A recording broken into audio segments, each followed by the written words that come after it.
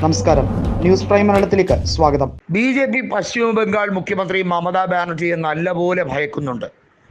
ആരെയും കൂസാത്ത അമിത്ഷായ്ക്ക് വരെ മമതാ ബാനർജി എന്ന് പറയുമ്പോൾ മുട്ടിടിക്കാറുണ്ട്. അതിന് കാരണം ഒരാളെയും വകവയ്ക്കാത്ത വ്യക്തിയാണ് മമതാ ബാനർജി എന്നുള്ളത് കൊണ്ടാണ്.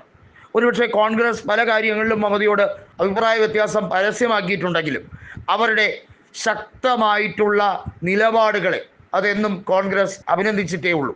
2011 ആ സംവിധാനം വീണ്ടും പുറത്തെടുക്കാൻ തന്നെയാണ് മമത തയ്യാറാകുന്നത്.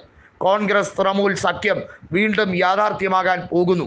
ബംഗാളിൽ ഒരൊറ്റ സീറ്റ് പോലും ബി.ജെ.പിക്ക് കൊടുക്കാതിരിക്കാൻ വേണ്ടിയുള്ള നീക്കമാണ്. മിഷൻ 294മായി മമത കളത്തിലേക്ക് ഇറങ്ങുകയാണ്.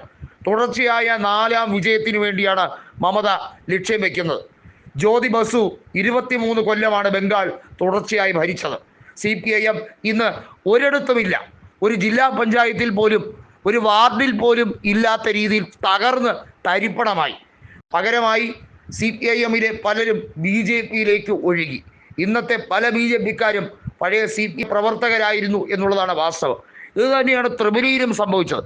ഇത് തന്നെയായിരിക്കും കേരളത്തിലും സംഭവിക്കാൻ പോകുന്നത്. അതായത് CPIM എന്ന പാർട്ടി വെറും തകിടം മറിഞ്ഞ് ചീട്ടുകൊട്ടാരമാകുമ്പോൾ അതിൽ നിന്നും പലരും സംഘപരിവാറുമായി ആഭിമുഖ്യം പുലർത്തുന്ന ഒരു രീതിയാണ് പരക്കെ ഇന്ത്യ രാജ്യത്ത് കണ്ടുവരുന്നത്. ഏതായാലും ബംഗാൾ മുഖ്യമന്ത്രി മമതാ ബാനർജി ഒരൊറ്റ കാര്യം പറഞ്ഞു: ഞാൻ ജീവിച്ചിരിക്കെ ഇവിടെ സുവേദു അധികാരി പറഞ്ഞതുപോലുള്ള ഒരു നടപടിക്രമവും നടക്കില്ല. മുസ്ലിം വിഭാഗത്തെ സംരക്ഷിക്കാൻ ഞാൻ എൻ്റെ ജീവൻ കൊടുത്തും സംരക്ഷിക്കും. ഞാൻ ഒരു തികഞ്ഞ ഹിന്ദു തന്നെയാണ്. അതിന് എൻ്റെ DNA പരിശോധിക്കാൻ അമിത്ഷായെയൊന്നും ചുമതലപ്പെടുത്തിയിട്ടില്ല എന്ന് ഉറക്കെ പറയാനുള്ള ആർജവം മമതാ ബാനർജിക്ക് തന്നെയാണ് എന്ന് പറയാതിരിക്കാൻ വയ്യ. അമിത്ഷായൊക്കെ മമതയുടെ മുമ്പിൽ മുട്ടിടിക്കുന്ന ഒരു കാലം വരും എന്ന് അവർ ആക്രോശിച്ചുകൊണ്ട് പറയുകയാണ്. ഭരണം ഞങ്ങളുടെ കയ്യിലും വരും, അതിന് വളരെ വൈകലൊന്നുമില്ല.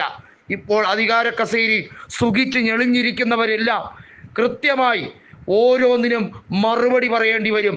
നിങ്ങൾ ചെയ്ത തെറ്റുകൾക്ക് വില കൊടുക്കേണ്ടി വരുന്ന കാലം വിദൂരമല്ല എന്ന് മമത പ്രഖ്യാപിച്ചു കഴിഞ്ഞിരിക്കുകയാണ്. സുവേദു അധികാരി നേരത്തെ പറഞ്ഞത് ബംഗാളിൽ BJP അധികാരത്തിലേക്ക് വരികയാണെങ്കിൽ ഒരൊറ്റ മുസ്ലിം സാമാജികരെ പോലും നിയമസഭയ്ക്ക് ഉള്ളിലേക്ക് കയറ്റില്ല, അവരെയൊക്കെ തല്ലി പുറത്താക്കും എന്ന രീതിയാണ്. അതായത് തിണ്ണമിടുക്കിൻ്റെ ഭാഷയാണ് BJPയും സംഘപരിവാറും കൃത്യമായി പറഞ്ഞുകൊണ്ടിരിക്കുന്നതെന്ന് വ്യക്തമാവുകയാണ്. പക്ഷേ അത് ബംഗാളിൽ നടക്കില്ല എന്ന് മമത പറഞ്ഞിരിക്കുന്നു. ബംഗാളിലേക്ക് അനധികൃത കുടിയേറ്റക്കാർ വരികയാണ്. അതുകൊണ്ട് തന്നെ അവിടെ വഖഫ് ഭേദഗതി നിയമം നടപ്പിലാക്കാൻ ഞങ്ങൾ ഏത് വഴിയും സ്വീകരിക്കുമെന്ന അമിത്ഷായുടെ നടപടിക്രമത്തിനോട് മമത പറഞ്ഞിരിക്കുന്ന ചുണയുണ്ടെങ്കിൽ കാണിച്ചു തരൂ. ഞാനിവിടെ മുഖ്യമന്ത്രി ആയിരിക്കുമ്പോൾ ഏവനാണ് ഞങ്ങളെ തകിടം മറിക്കാൻ വരിക എന്ന് കാണട്ടെ എന്ന് പറഞ്ഞിരിക്കുന്നു.